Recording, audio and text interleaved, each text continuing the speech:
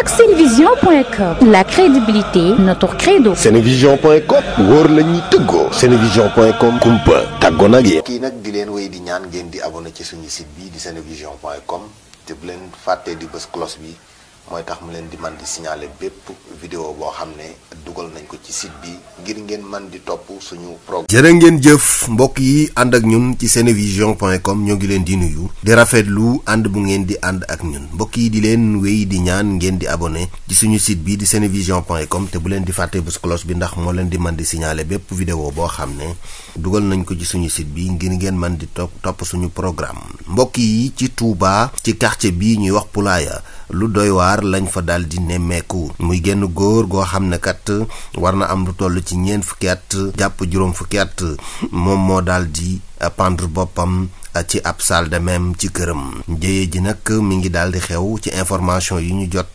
ci guddi gi ndax bi mu xëyee ba mu naaj ubbiwul buntam soxnaam moo ko daal di fëgg ay yoon mu të ubbi bunt bi ci la soxna si daal di jaaxle nag daal di woote wàllu ñu ñëw daal di dajji bunt bi fekk ko ci biir salle de même mu daal di pendre boppam.